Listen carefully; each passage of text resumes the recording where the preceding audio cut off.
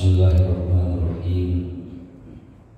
Alhamdulillah alladzi an'ama 'alaina bi ni'matil iman wal islam. Wassallallahu wa salamuhu ala sayyidil anam nabiyyina wa maulana Muhammadin sallallahu alaihi wasallam. Salatan wa salaman daimain mutalazimain alaihi wa ala alihi wa ashabihi wa man tabi'ahum bi ihsanin ila akhir ayyam, amma ba'd. Yaqulullahu subhanahu wa ta'ala fi kitabihil karim tabaraka bi qira'atihi wa ta'abbudan bi tilawatihi. A'udzu billahi minasyaitonir rajim. Bismillahirrahmanirrahim. Ya ayyuhalladzina amanu idza nudiya lis-salati min yaumil jumu'ah fas'au ila dzikrillahi wa dzarul bai' dzalikum khairul lakum in kuntum ta'lamun. Shadaqallahu maulana al-azim, wallahu a'lamu bishawab. Yang sama-sama kita hormati dan kita muliakan para tokoh agama, para asatidzah, para pengurus yayasan, pengurus DKM, Bapak Ibu, hadirin hadirat jamaah majelis ilmu yang dimuliakan Allah Subhanahu wa ta'ala.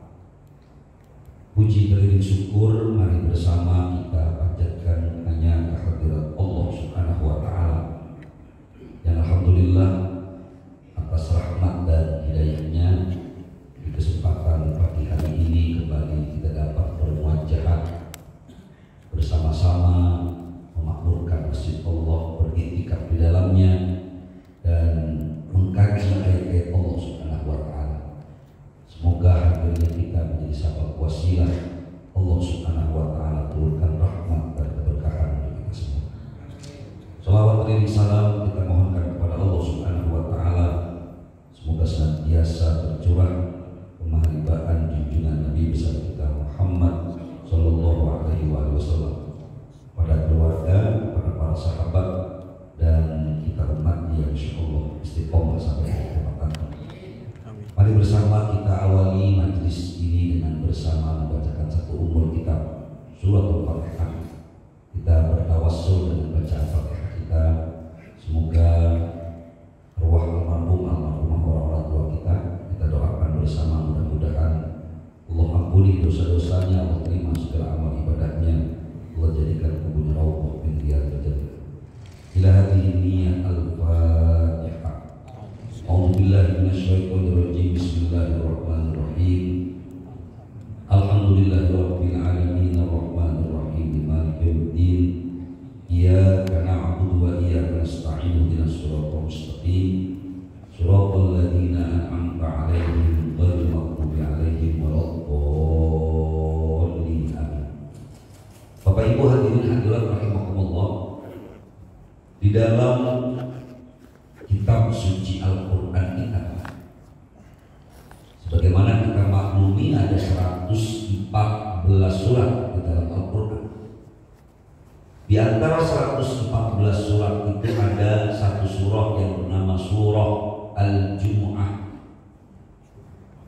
di mana ayat di surah Al-Jumu'ah di antaranya adalah ayat yang berkaitan dengan kewajiban kepada seorang mukmin yang laki-laki balik berakal untuk melaksanakan sholat Jumat.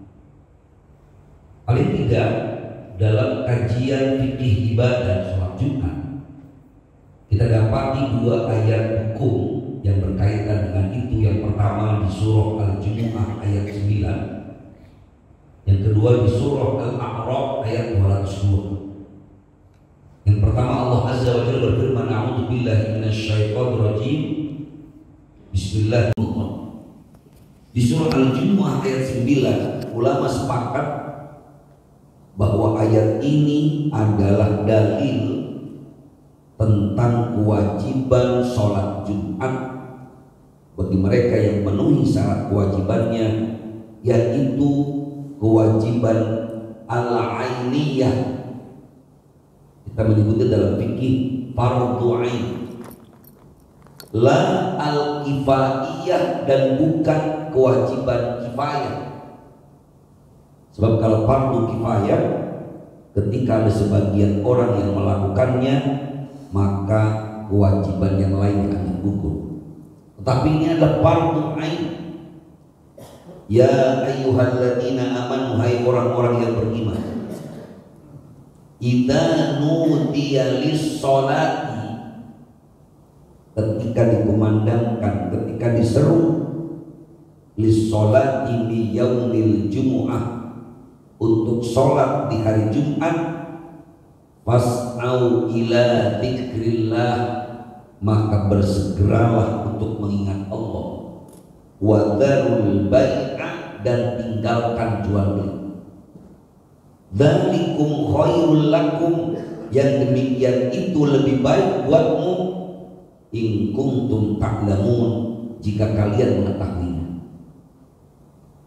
Ungkapan Allah dengan ayat ini dan langsung disebutkan kata al-jum'ah, bahkan ada mudhof dan mudhof ilaih, mi yaumil jum'ah, di hari Jumat, tentu bukan tanpa makna. Ini menunjukkan bahwa memang hari Jumat bagi umat Nabi Muhammad SAW punya kedudukan yang berbeda. Itu sebabnya dalam hadis dari Abi Hurairah radhiyallahu anhu, qala Nabi sallallahu alaihi wasallam, khairu yaumin tala'at fihi syamsu yaumul jumu'ah. Kata Nabi, sebaik-baik hari ketika matahari muncul, ketika matahari terbit, tiada lain adalah yaumul jumu'ah, hari Jumat. Dan kita dapat di ayat ini tidak ada surat manapun yang langsung menyebutkan kata yaumul jum'ah, hari ini disebut. Tapi untuk Jumat disebut oleh Allah Azza wa Jalla dengan makna yang sharih, dengan makna yang langsung dapat dipahami. Idza nudiya lis-sholati mi yaumil jum'ah. Apa saja kata Nabi? Fihi khuliqa Adam. Kata Nabi, hari Jumat adalah hari di mana Allah menciptakan Nabi Allah Adam alaihissalam. Wa fihi udkhilal jannah. Hari Jumat pula Allah masukkan Nabi Allah Adam ke dalam surga. Wa fihi ukhrija minha. Hari Jumat pula Nabi Allah Adam dikeluarkan dari surga. Wala taqumu sa'atu illa fi yaumil jum'ah, dan hari kiamat pun tidak akan terjadi kecuali di hari Jumat. Ini juga menjadi dalil bahwa pengetahuan tentang hari kiamat tidak diberitahu kapan waktunya, tapi hanya diberitahu oleh Kanjeng Rasul, terjadi kiamat adalah di hari Jumat. Nah, Allah, kemudian ketika Allah sampaikan fas'au ila dzikrillah, ai umtu ila dzikrillah, wa amara bis-sa'i wal amru yaqtadil wujub wa la yajibu sa'yu illa ila wajibin.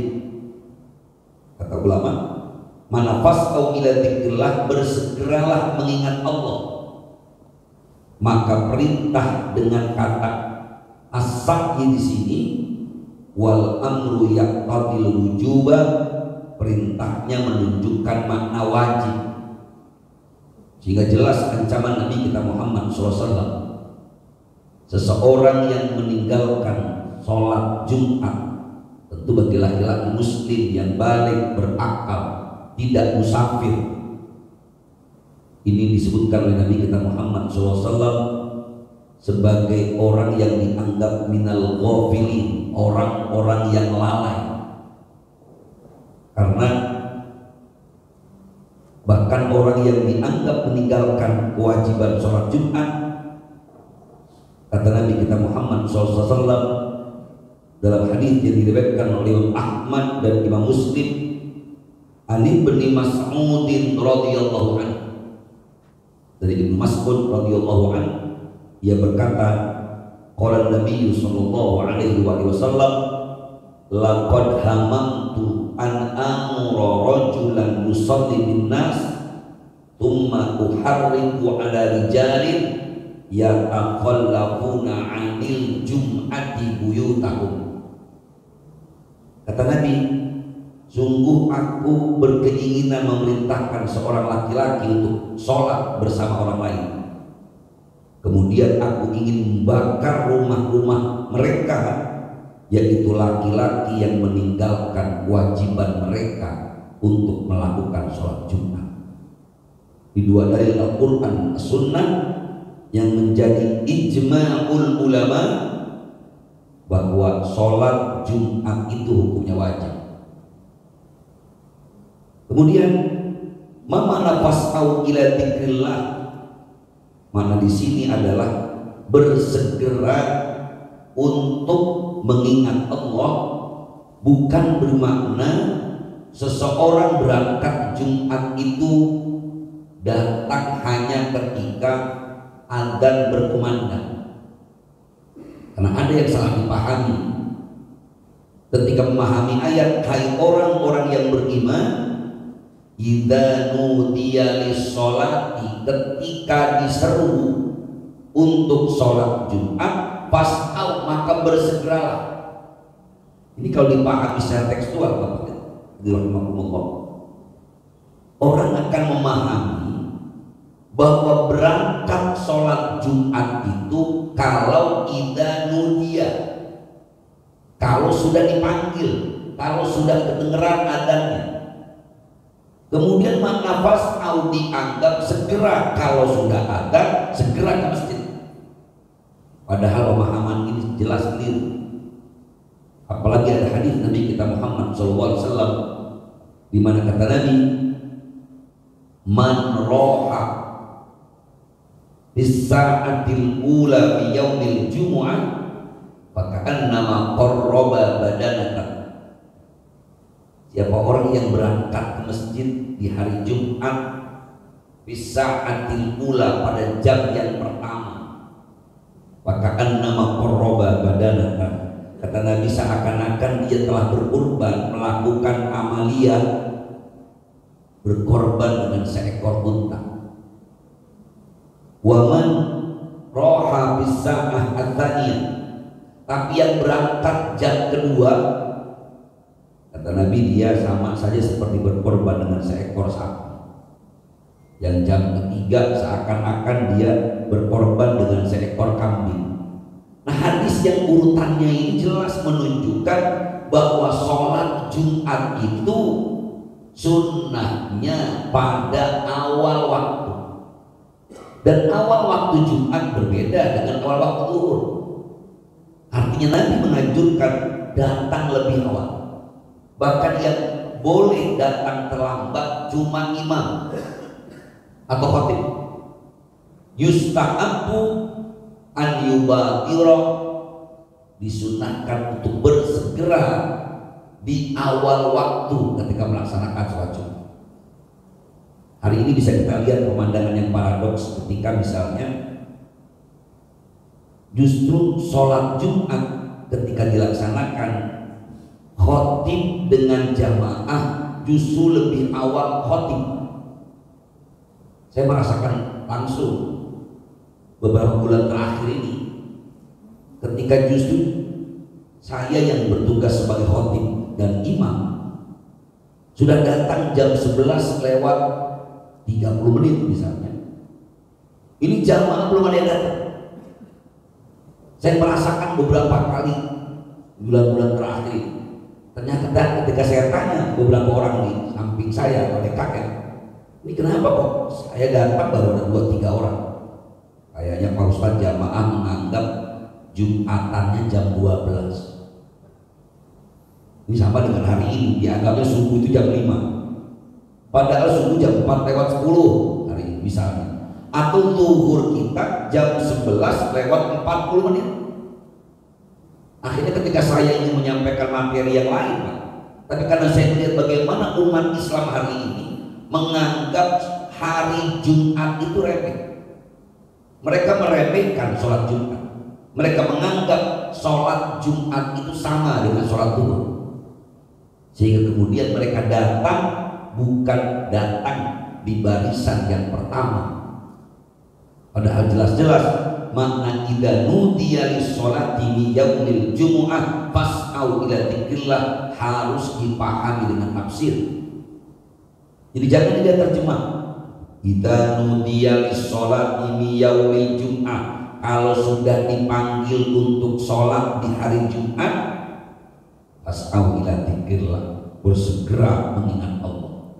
Akhirnya ketika adzan berkumandang Allahu Akbar, fas'au, lari semua.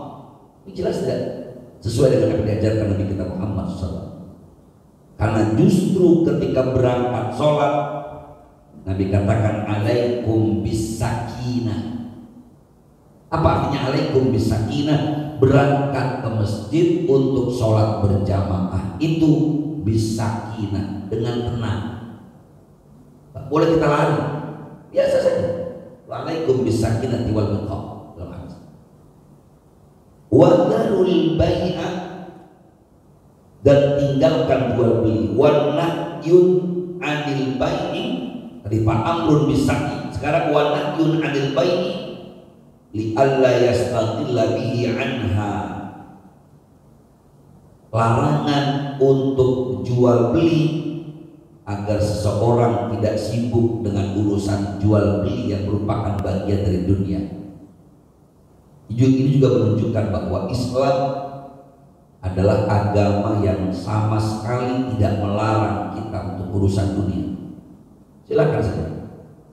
Bahkan pada ayat 10 Allah sampaikan fa idza qudiyatis sholatu fantashiru fil ardh wabtaghu min fadlillah. Kalau sholat sudah dikumandangkan, maka silakan fantashiru fil ardh, bertebaranlah ke muka bumi. Wabtaghu min fadlillah, cari karunia Allah. Wadkurullaha katsiran la'allakum tuflihun, dan ingatlah Allah dengan banyak supaya kalian akan mendapatkan kebahagiaan. Ini kewajiban untuk melaksanakan sholat Jumat. Yang kedua adalah Allah. Sholat Jumat juga tidak bisa dipisahkan dari khutbah. Sebagaimana disampaikan oleh para ulama tafsir, di antaranya Imam Ibnu Katsir ketika menafsirkan ayat wa idza quri'al Qur'an fastami'u lahu wa ansitu la'allakum turhamun. Terjemahannya, dan ketika Al-Qur'an dibacakan, perintah Allah fastami'u wa ansitu, maka dengarkan dan perhatikan, la'allakum turhamun, supaya kalian mendapatkan rahmat dari Allah Subhanahu wa taala. Kata istami'u ini dalam bahasa Arab menggunakan wazan yang berbeda, maknanya menjadi berbeda. Kata istama'a sebenarnya sama akar katanya dengan kata sami'a. Maka innallaha sami'un, sami'unnya isim fa'il, sesungguhnya Allah dan yang maha mendengar, dari kata sami'a. Tapi ternyata kata sami'a dengan istama'a itu punya makna yang berbeda. Akar katanya sama, tapi maknanya berbeda. Kalau sami'a itu berarti mendengar. Kalau istama'a maknanya mendengarkan. Apa perbedaannya? Kalau saya bilang sami'tu sautal jarasi bil masjidil al-hikmah, sami'a, saya mendengar suara lonceng di masjid al-hikmah, berarti dengarnya nggak sengaja, itu sami'a. Ketika bunyi kedengeran, itu sami'a.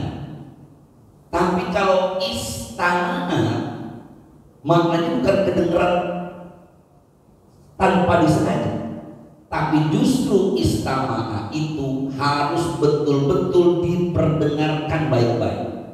Misalnya saya mendekatkan telinga saya di jam dinding ini, saya tempelkan telinga saya untuk mendengar detik-detik jam berputar. Maka kalimatnya menjadi istama'tu sautan daqir bisa'atil jidal. Aku mendengarkan. Ini perbedaan. Maka perintah Allah di dalam Al-Quran surah Al-A'raf di ayat yang hampir terakhir ini, wa idza quri'al Qur'anu fastami'u, bukan sami'a tapi istama'a.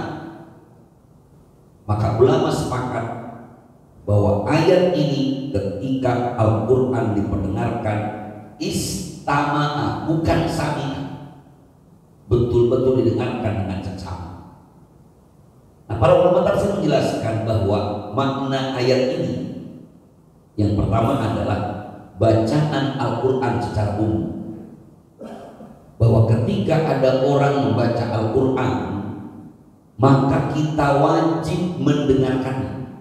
Ini makna istimewa. Makna yang kedua, makna wa idza quri'al Qur'an, dijelaskan oleh Al-Imam Ibnu Katsir dalam tafsirnya. Ini menjelaskan tentang hukum orang yang sholat menjadi makmum.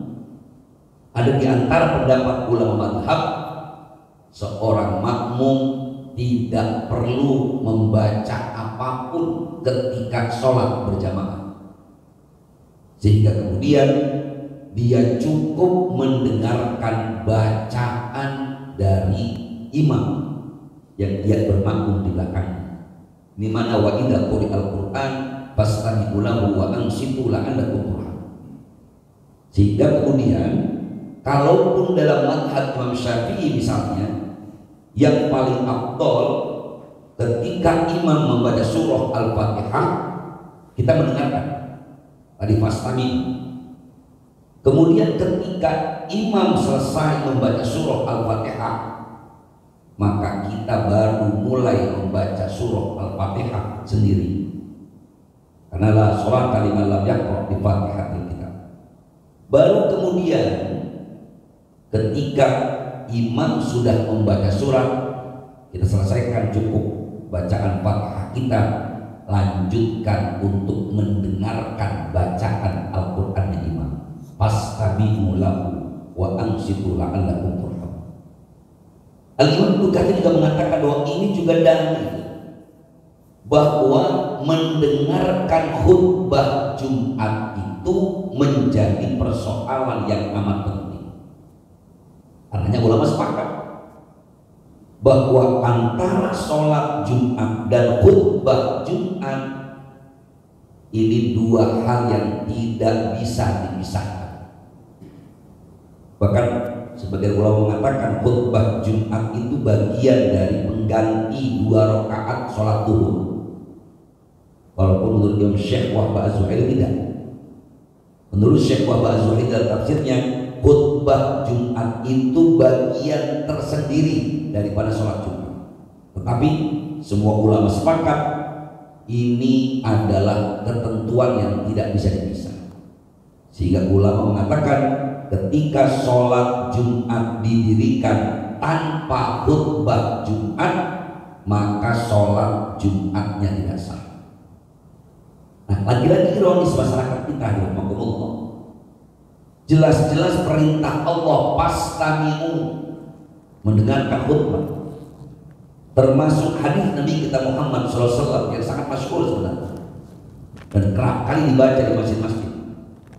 Apabila imam telah naik ke atas mimbar, ila sa'idal khatibu 'alal mimbar, ketika imam sudah naik ke atas mimbar, fala yatakallamanna ahadukum, maka jangan berbicara salah seorang di antara kalian. Maka siapa orang yang tidak memperhatikan khutbahnya imam, faqad lagha wa man lagha fala jum'atalah. Orang yang tidak mendengarkan khutbah dianggap telah melakukan hal yang sia-sia. Wa man lagha, dan siapa orang yang melakukan kesia-siaan tadi, fala jum'ata lahu, maka tidak ada Jumat baginya. Ini makna istimewa tadi. Nah, banyak orang salah memahami. Misalnya yang pertama, ketika dia datang terlambat karena tahunya zuhur jam 12 pagi Pak, padahal jam 11.40 sudah mulai khotib menyampaikan khutbah, tiba-tiba datang ke masjid. Ini banyak orang bingung, ini apa yang harus saya lakukan dengan kata istimewa tadi. Walaupun memang para ulama berbeda pandangan, tetapi semua sepakat tentang pentingnya mendengarkan khutbah. Menurut pandangan ulama-ulama Malikiyah dan ulama-ulama Hanafiyah, seseorang yang datang dan masuk ke masjid wal imamu yaktubu, dan imamnya sedang berkhutbah, fala sholata wala kalam, tidak ada sholat apapun, tidak ada aktivitas berbicara, kecuali dia duduk langsung untuk mendengarkan khutbah. Ini pendapat yang pertama. Pendapat yang kedua, ini disampaikan oleh ulama-ulama Syafi'iyah. Seseorang yang datang terlambat, datang ke masjid dan khatib sudah menyampaikan materi khutbahnya, dia boleh sholat sunnah 2 rakaat, yaitu sholat sunnah tahiyatul masjid, tergantung kondisi yang dia temui. Kalau memang khutbahnya baru mulai, alhamdulillah baru mulai. Tapi kalau sudah ada di pertengahan materi, apalagi sudah ada di khutbah kedua, maka semua ulama sepakat tidak ada kata lain kecuali duduk untuk mendengarkan khutbah. Karena tadi wa idza quri'al Qur'an fastami'u lahu, dengarkan. Kalaupun ia ingin mendengarkan khutbah, kalaupun dia ingin melaksanakan sholat, ada hadis Nabi memang, idza dakhala ahadukum ilal masjidi fala yajlisanna hatta yusalliya rak'atain, atau kama qala Nabi sallallahu alaihi wasallam.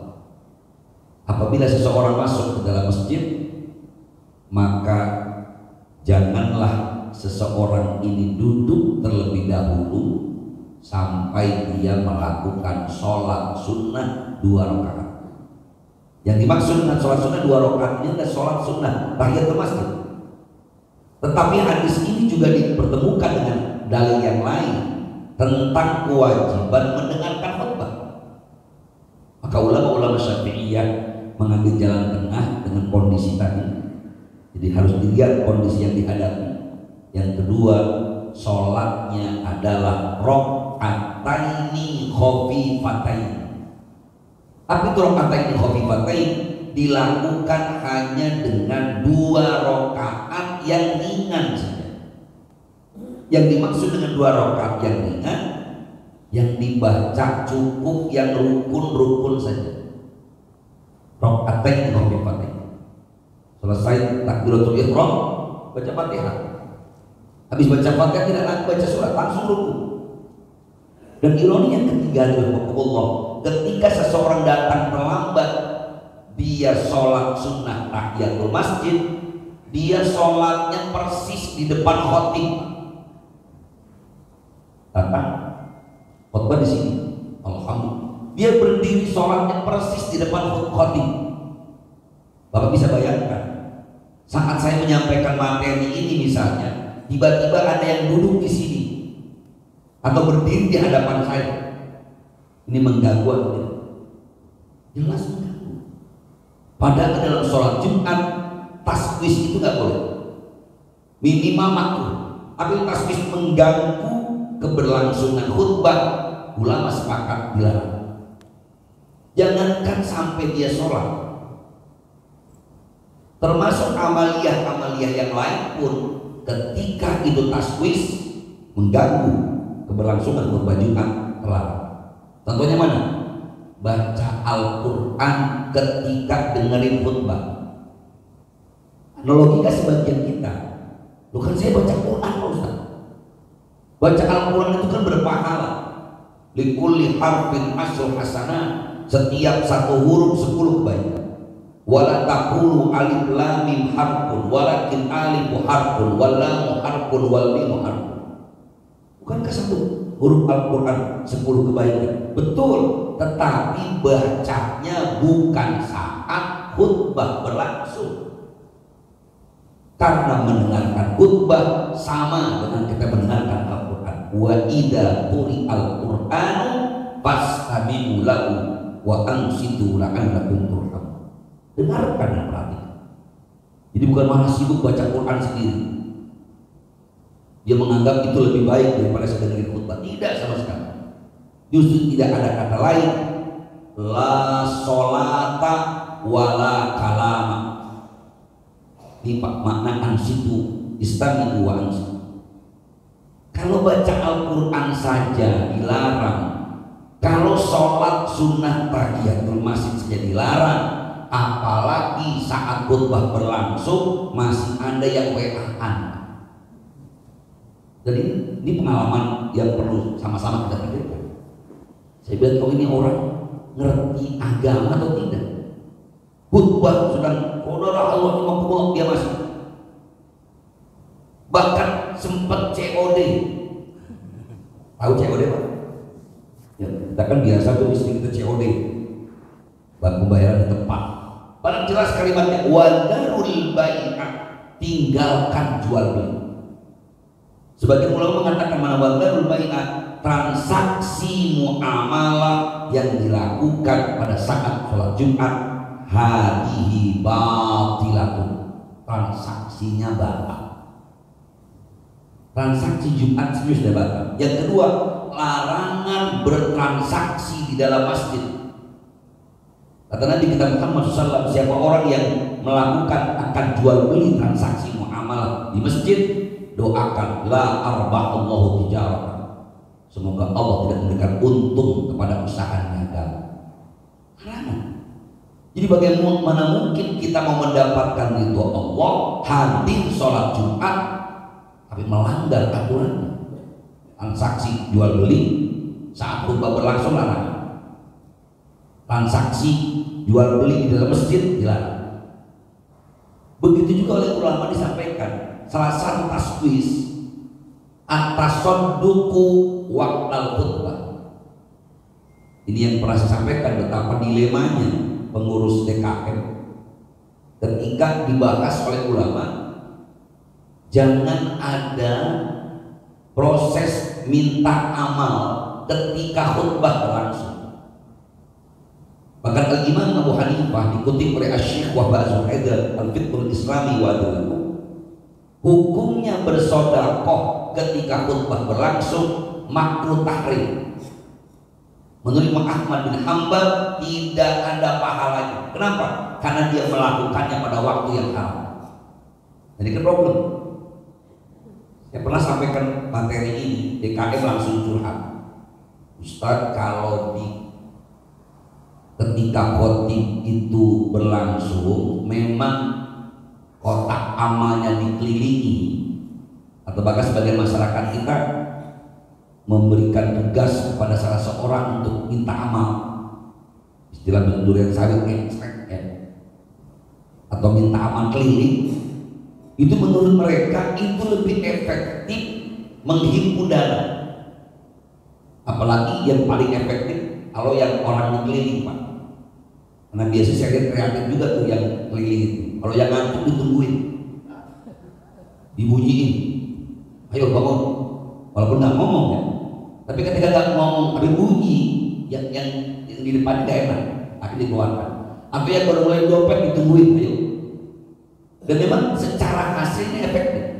Tetapi ketika ini bertentangan dengan justru tujuan utama khutbah al-Jum'ah, maka jelas kita juga melakukan sesuatu yang keliru. Padahal ulama mengatakan melaksanakan sodako at-tasadduqu kharijal masjid afdhal min at-tasadduqi waqtal khutbah. Lebih baik sedekah itu di luar, artinya bukan di dalam khutbah Jumat.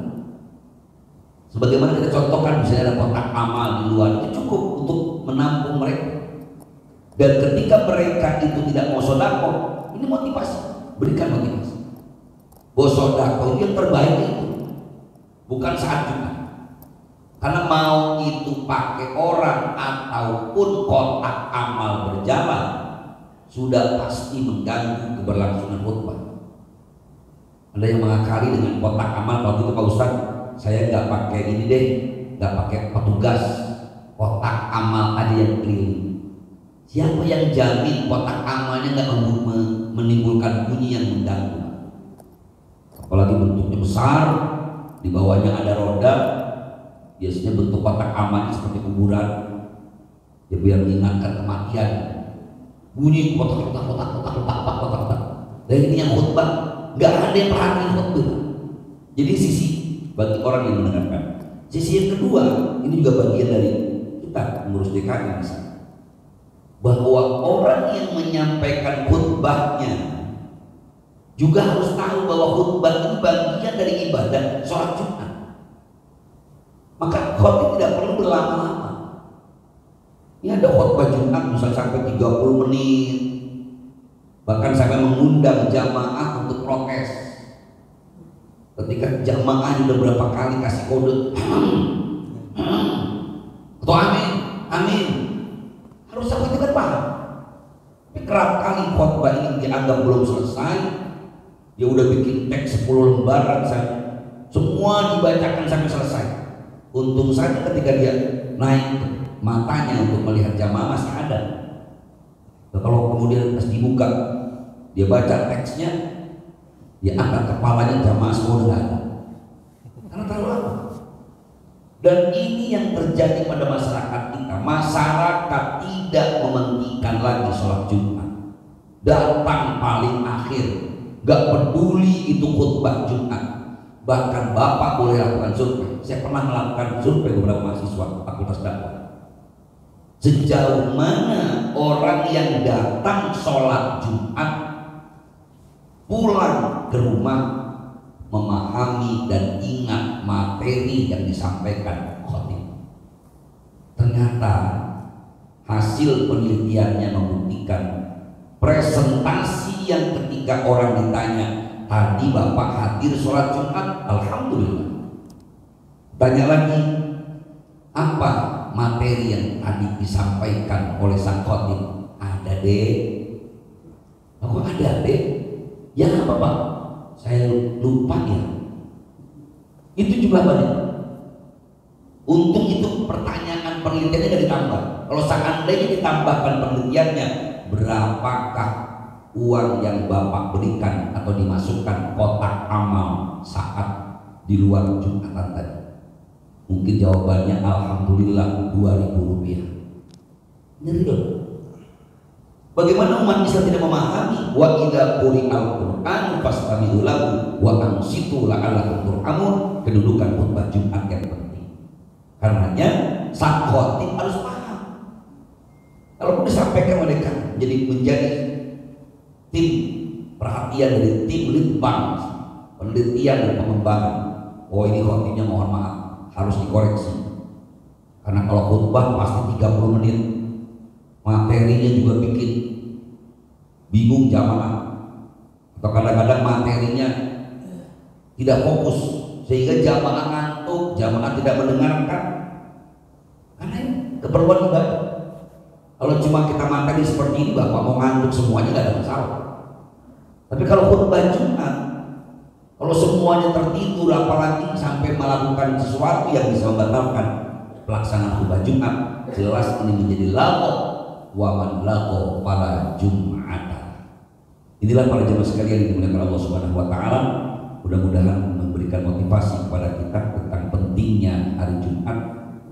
Dan buat ibu-ibu tentu bukan berarti tidak ada pahala. Ya, buat kaum awam, buat kaum muslimah ketika ia ingin mendapatkan fadilah, keutamaan di hari Jumat, salah satunya adalah istri menyiapkan segala hal yang berkaitan dengan kewajiban suami untuk melaksanakan sholat Jumat, menyiapkan pakaiannya, menyiapkan makanannya, bahkan menyiapkan wangi-wangian, minyak wangi untuknya. Kita pernah bahas wanginya terserah mau pakai minyak wangi yang beralkohol atau tidak, nggak masalah. Dua-duanya keputusan Majelis Ulama Indonesia tidaklah najis dan boleh dipakai. Artinya istri menyiapkan semua hal yang berkaitan dengan pelaksanaan sholat Jumat suaminya atau anak laki-laki yang sudah dewasa, insya Allah kebahagiaan pula fadilah dan keistimewaan hari Jumat. Inilah Bapak Ibu yang dapat saya sampaikan. Mudah-mudahan ada manfaatnya dan saya mohon maaf jika banyak kekurangan. Seperti biasa mungkin ada hal-hal yang ingin ditanyakan atau didiskusikan, falyatafadhal dan Allah wa iyyakum ajma'in. Wassalamualaikum warahmatullahi wabarakatuh. Ya, silakan.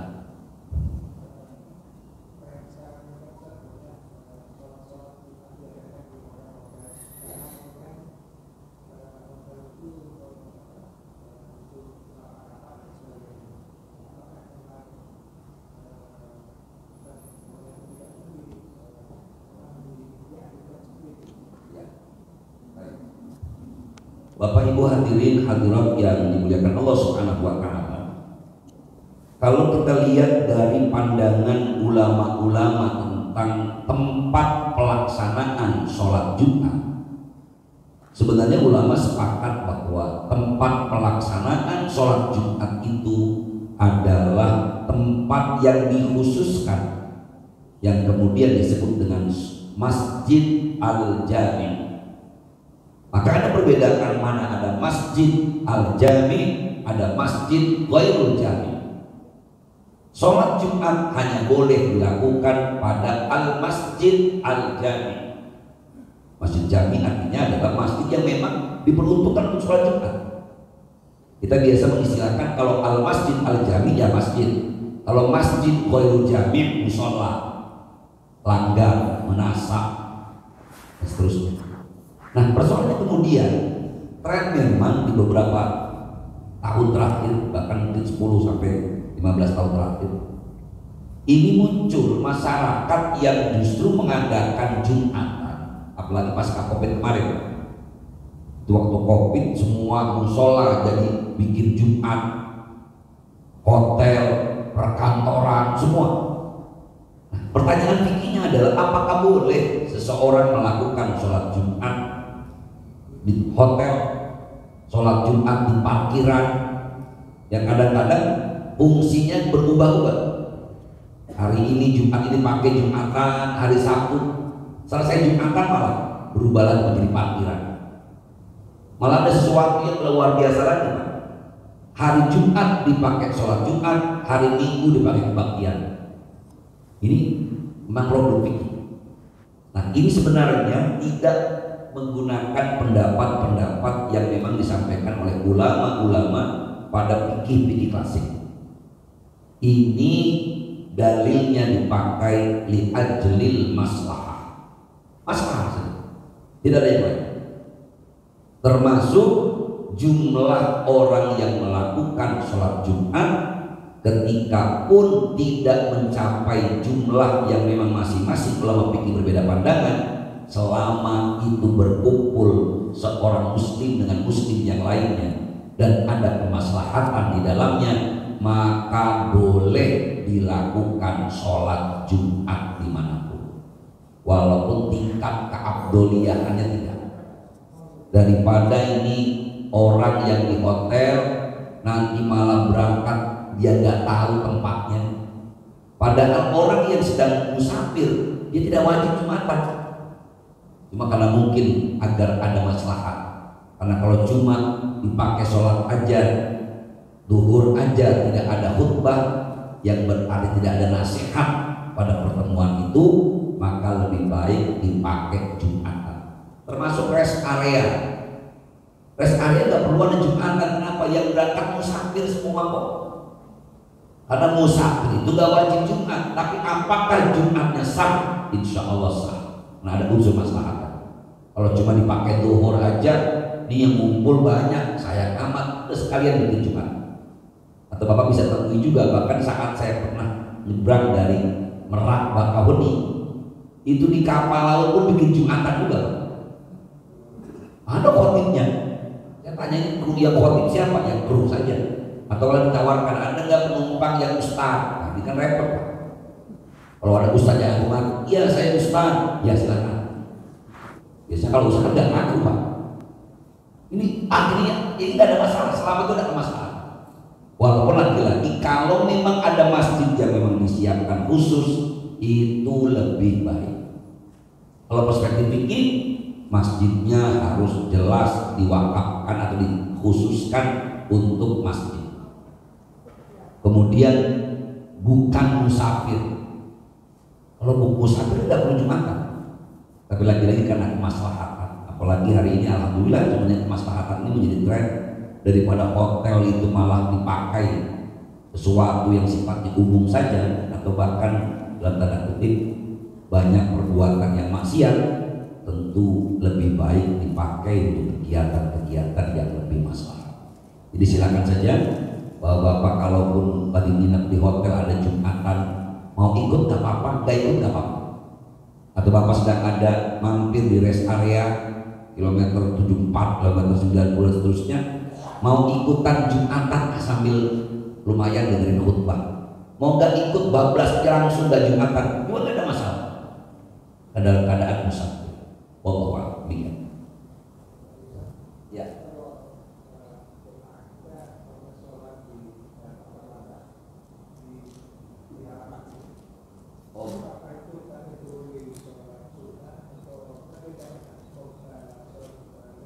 Oh baik. Kalau posisinya ketika sholat Jumat yang memang jamaahnya banyak, kalaupun dia datang sholat di sana selama masih area masjid bukan di lapangan, dan ini udah penuh, udah banyak, maka sholat sunnah tahiyatul masjidnya dianggap sah. Tapi kalau jamaahnya baru satu, dia udah gelar sejadah di luar sana, dia sholat sunnah tahiyatul masjid, tentu tidak sah sholatnya, karena itu belum sampai kepada barisan. Tapi kalaupun tertutup semuanya, Pak, ini juga lagi tren juga masalah fikih. Ini Pak Ustadz, ini ditutup semua karena pakai AC. Artinya dalam madzhab Syafi'i harus terbuka. Tidak, Pak. Selama itu makmumnya ngelihat, kecuali tertutup semua, kaca, bukan pakai kaca, nggak ada pintu juga. Selama itu ada pintu, ada kaca yang terbuka, makmum bisa lihat imam, bisa lihat jamaah maksudnya, dia mendengarkan takbiratul ihramnya, maka jamaahnya sah. Apalagi nyambung, udah penuh semua di sini, diisi semua di luar, bahkan sampai ke lapangan, sampai ke parkiran, sampai ke jauh di pohon sana, tapi nyambung, nggak ada masalah. Sholat Jumatnya tetap sah. Lah, saya boleh sholat sunat tahiyatul masjid, boleh kalau mau nyambung yang sana, kecuali di sini baru ada belum apa-apa. Favorit saya memang di sini, sholat namanya favorit. Udah gitu tempat favoritnya bukan di dalam masjid, di mana? Di tiang itu Pak Ustaz, tempat favorit saya. Tapi udah penuh belum? Belum. Saya udah isi, ya enggak. Semua dulu ini udah penuh, sampai di luar sana pun nggak masalah. Tapi kalau mau sholat sunat tahiyatul masjid atau pelaksanaan sholat Jumatnya, sama dengan kita sholat Idul Fitri, kalau imamnya ada di sini, ternyata jamaahnya bludak sampai keluar, dia boleh sholat sunnah tahiyatul masjid, kecuali memang imamnya di lapangan juga. Sholat Idul Fitri di lapangan, misalnya, semua di lapangan, imamnya juga di lapangan, maka nggak boleh sholat sunnah tahiyatul masjid, cukup sholat sunnah mutlak saja. Apalagi mau diganti sholat sunnah tahiyat lapangan, ya nggak boleh juga, lebih parah lagi. Wallahu a'lam bishawab. Ya, silakan.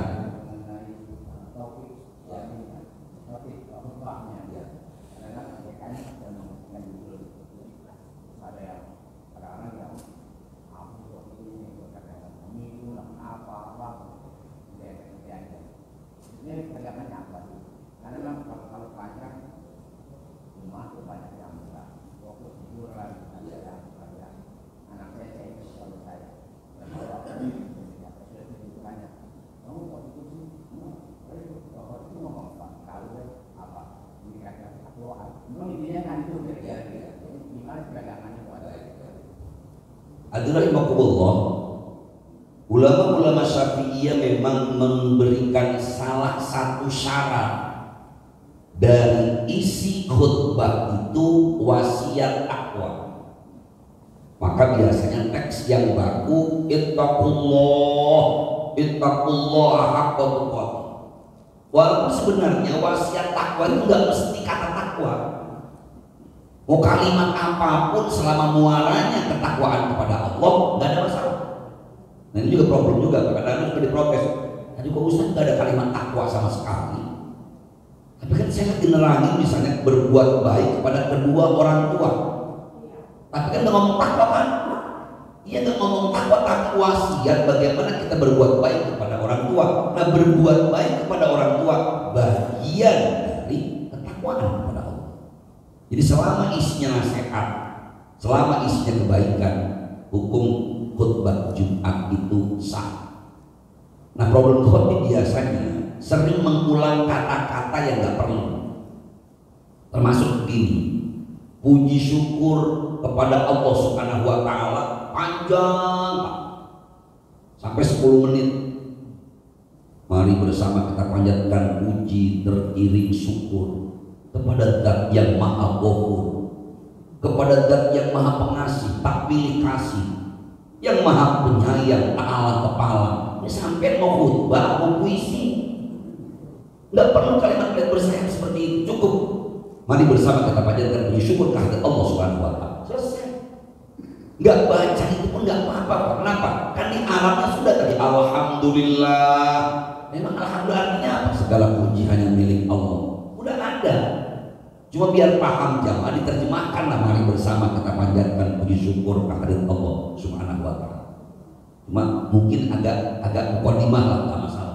Malah yang terbaik udah alhamdulillah wassalatu wassalamu ala rasulillah amma ba'du. Hadirin rahimakumullah. Islam mengajarkan masuk ke topik masalah. Jadi nggak butuh waktu lama-lama.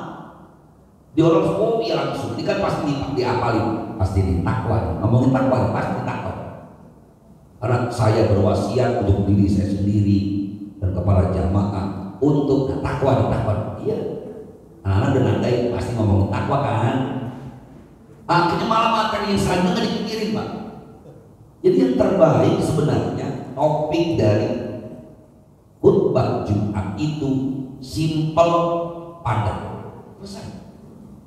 Kalau menerangin tentang Islam, iman dan ihsan, saudara hadirin rahimakumullah, ada 3 istilah yang penting: Islam, iman, ihsan. Islam ini, iman ini, ihsan. Barakallahu fiikum. Langsung selesai. Astagfirullah, innahu ghafurur rahim. Pasti yang biasa dengerin khutbah lama, dengerin khutbah yang simple, padat itu. Yes. Ini baru khotib favorit saya. Bahkan kita nggak sempat ngantuk udah selesai. Kalau sekarang udah ngantuk 5 kali belum selesai juga. Udah ngantuk banget, ya masih dia ngomong lagi. Ya kalau ngomongnya kita paham mending Pak. Kadang-kadang ini tadi itu ngalor ngidul, mulon ngetan. Bahasanya nggak dianggap fokus. Oleh karena itu ini pentingnya tentu 2 arah tadi.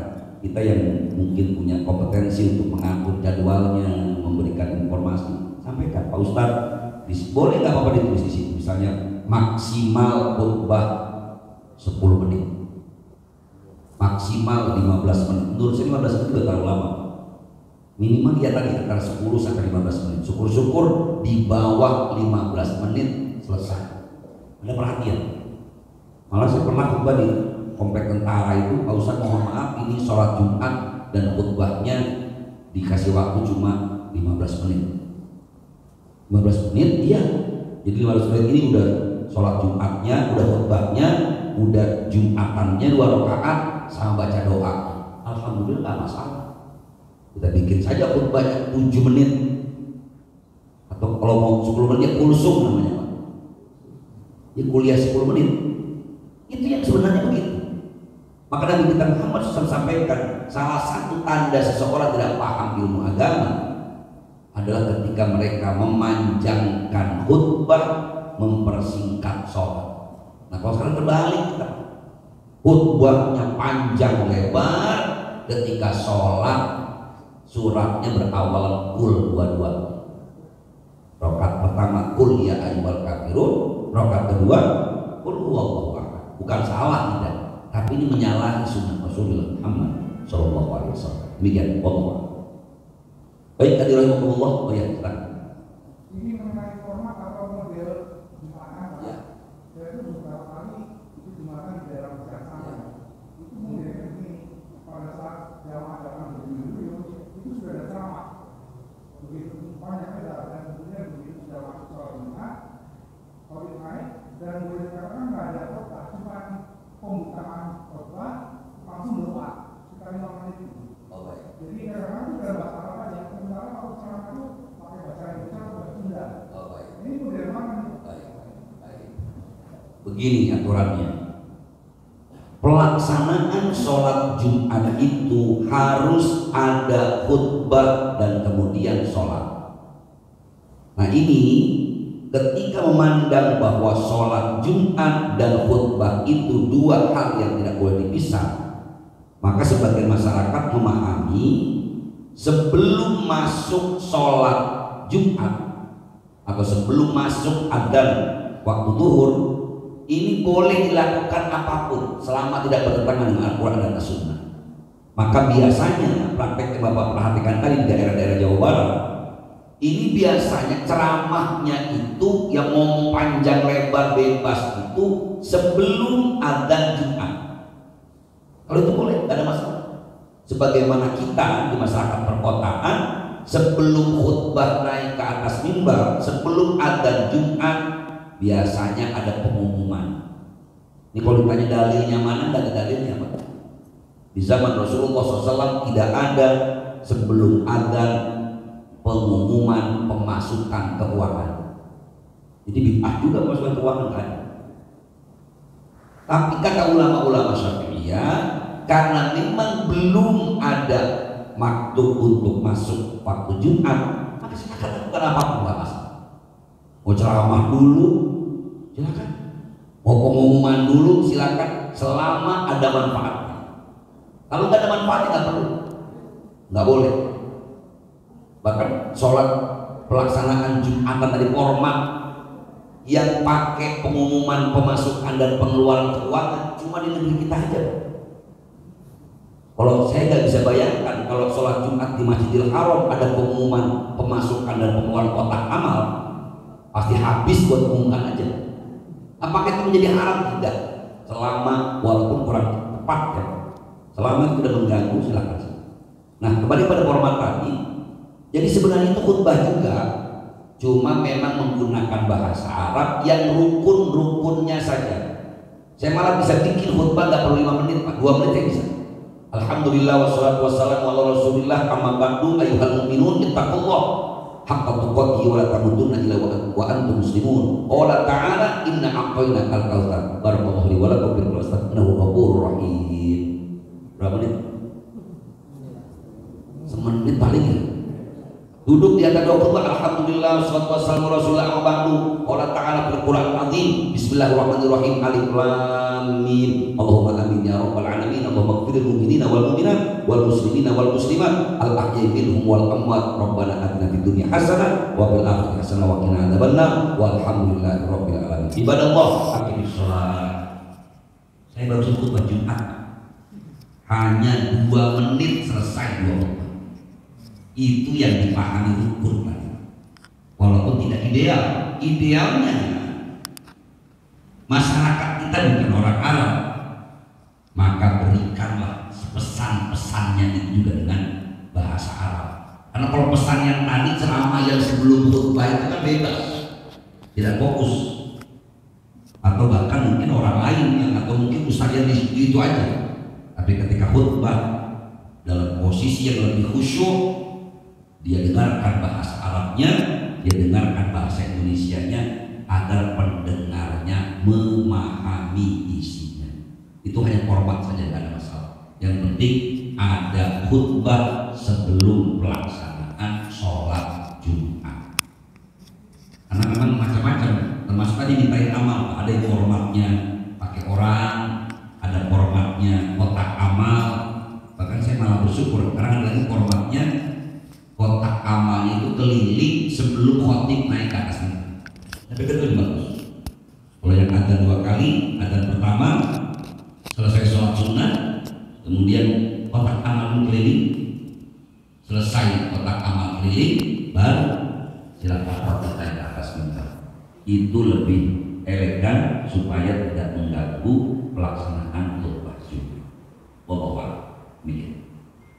Jadi lain, jika dirasa cukup, mari bersama kita terbincang majelis ilmu yang mulia ini dengan bersama membacakan doa. Mudah-mudahan Allah Subhanahu wa Ta'ala senantiasa berikan kekuatan istiqomah pada kita untuk menjalankan segala perintah-perintahnya dan meninggalkan larangan-larangannya. Ila hadhihi niyyah wa ala kulli niyyatin shalihah wa ila hadratin nabi al-fatihah.